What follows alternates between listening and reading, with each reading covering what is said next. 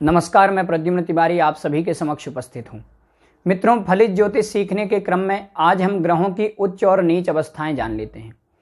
आइए जान लेते हैं कि कौन सी राशि में कौन सा ग्रह उच्च का होकर के बलवान हो जाता है और कौन सी राशि में कौन सा ग्रह नीच का होकर के कमजोर हो जाता है। मित्रों, जो ग्रह उच्च का होता है वो अपना पूर्ण फल देने वाला होता है, वो पूर्ण सुख देगा, और जो ग्रह नीच का होता है वो कमजोर हो जाता है, वो नीच का हो जाने के कारण अपना पूर्ण फल नहीं दे पाता है। आइए जान लेते हैं।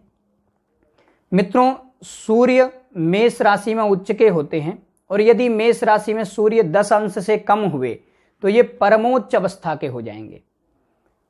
तुला राशि में सूर्य नीच के हो जाते हैं और यदि तुला राशि में सूर्य 10 अंश से कम हुए तो ये परम नीच अवस्था के हो जाएंगे, अर्थात बहुत ज्यादा कमजोर हो जाएंगे, फल केवल ना के समान देने वाले हो जाएंगे।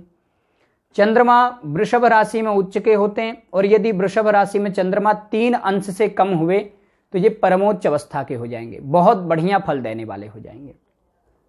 और वृश्चिक राशि में चंद्रमा नीच के हो जाते हैं और यदि वृश्चिक राशि में 3 अंश से कम हुए चंद्रमा तो ये परम नीच अवस्था के हो जाएंगे। मंगल मकर राशि में उच्च के होते हैं, यदि मकर राशि में मंगल 28 अंश से कम हुए तो ये परमोच्च अवस्था के हो जाएंगे। और कर्क राशि में ये नीच के हो जाते हैं और यदि कर्क राशि में 28 अंश से कम हुए तो ये परम नीच अवस्था के हो जाएंगे। बुध कन्या राशि में उच्च के होते हैं और यदि कन्या राशि में 15 अंश से कम हुए तो ये परमोच्च अवस्था के हो जाएंगे।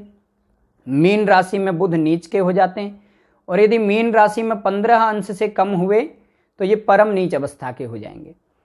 गुरु कर्क राशि में उच्च के होते हैं और यदि कर्क राशि में ये 5 अंश से कम हुए तो ये परमोच्च अवस्था के हो जाएंगे। मकर राशि में गुरु नीच के हो जाते हैं और यदि मकर राशि में ये 5 अंश से कम हुए तो ये परम नीच अवस्था के हो जाएंगे। शुक्र मीन राशि में उच्च के होते हैं और यदि 27 अंश से कम हुए तो शुक्र मीन राशि में परमोच्च अवस्था के हो जाएंगे। कन्या राशि में शुक्र नीच के हो जाते हैं और यदि कन्या राशि में ये 27 अंश से कम हुए तो ये परम नीच अवस्था के हो जाएंगे। शनि तुला राशि में उच्च के होते हैं और यदि तुला राशि में शनि 20 अंश से कम हो तो ये परमोच्च अवस्था के हो जाएंगे। और मेष राशि में शनि नीच के हो जाते हैं और यदि मेष राशि में ये 20 अंश से कम हुए तो ये परम नीच अवस्था के हो जाएंगे।